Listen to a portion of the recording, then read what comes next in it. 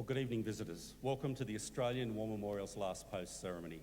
My name is Richard Cruz, and joining us today from the Royal Australian Air Force is Squadron Leader Michael Spearings. We warmly welcome the family of Gunner Thomas Stevenson, whose story will be told shortly. We're honoured to acknowledge General the Honourable Sir Peter Cosgrove, former Governor-General of the Commonwealth of Australia and the Royal Residences at Sea delegation. The Papua New Guinean Parliament members, Mr Matt Anderson, incoming Director of the Australian War Memorial. As always, we welcome the veterans who have served, those that are still serving, and the families that love and support them. We acknowledge the members of RSL Services Clubs Association, RSL Victoria and RSL Queensland, who are watching the broadcast of this ceremony across Australia. And during this evening's ceremony, wreaths will be laid at the base of the Pool of Reflection by family and visitors to the memorial. If you're able, please stand and join in singing the national anthem.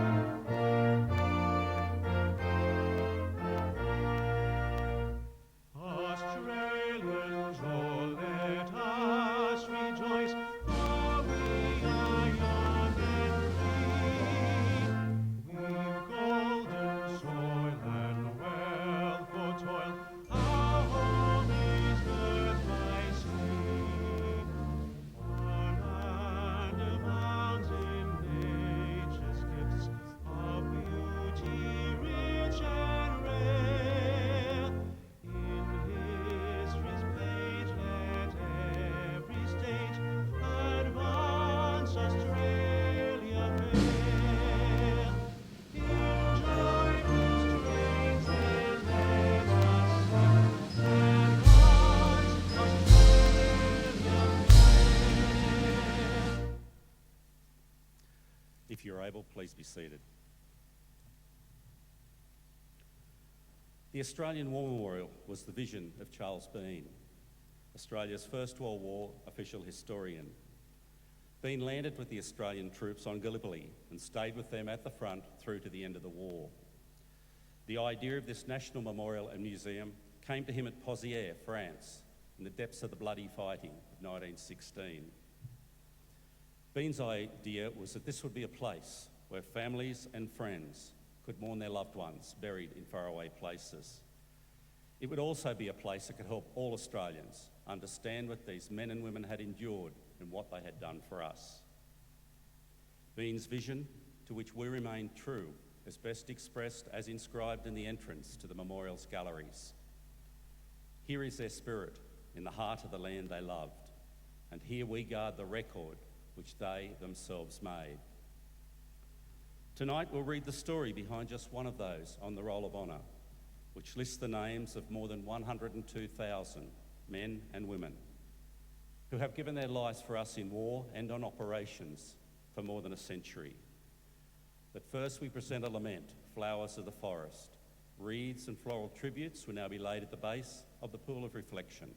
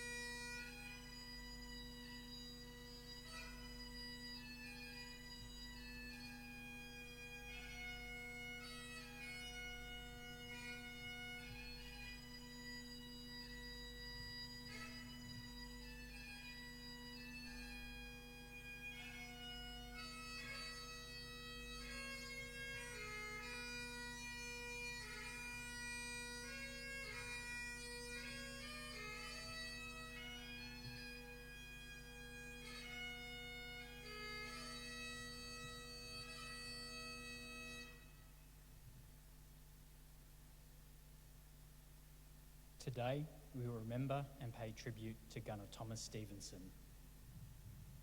Thomas Stevenson was born in 1888, the youngest of 12 children born to Thomas and Margaret Stevenson of Boorowa in the New South Wales Southern Slopes.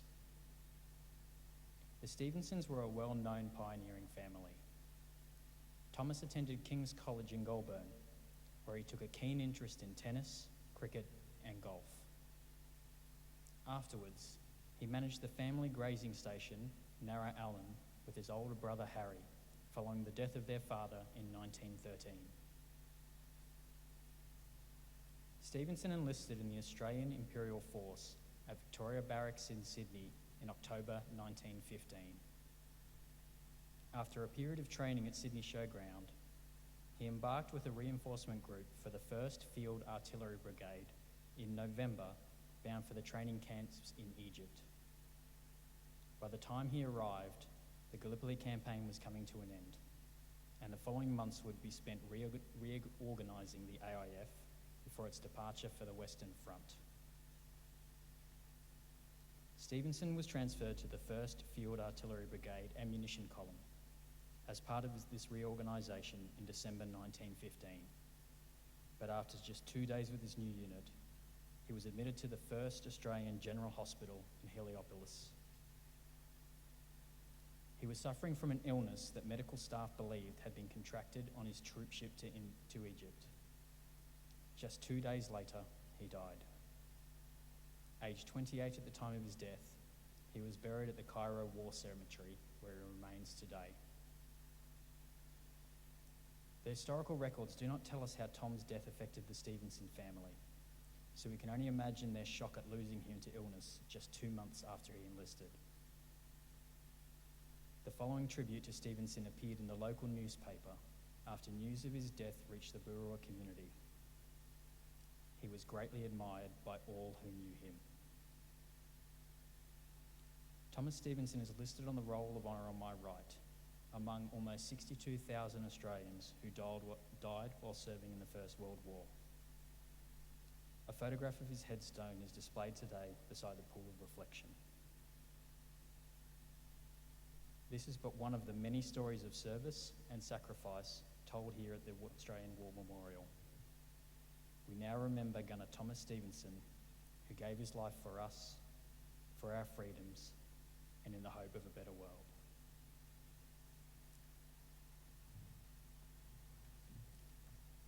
If you're able, please stand for the reading of the ode and the sounding of the last post.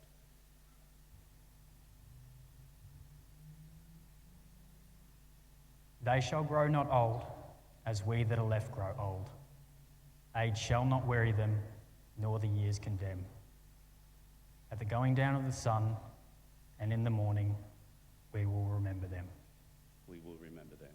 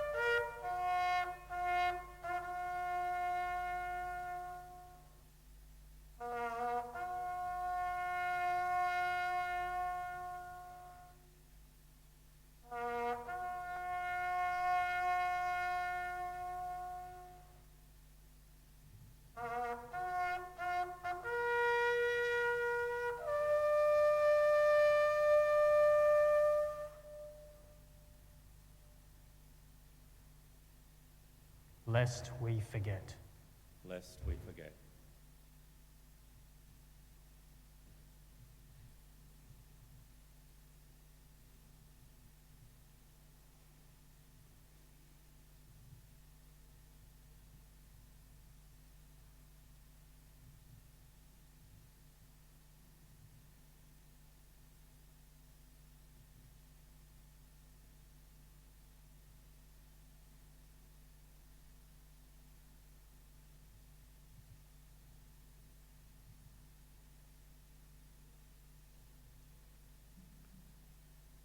We leave you this evening with the words of the memorial's founder, Charles Bean. Many a man lying out there at Poziere or in the low scrub at Gallipoli, with his poor, tired senses barely working through the fever of his brain, has thought in his last moments, well, it's over. But in Australia, they will be proud of this. Ladies and gentlemen, girls and boys, that concludes this evening's last post ceremony. We thank you for visiting the Australian War Memorial and wish you all a very good evening. Thank you.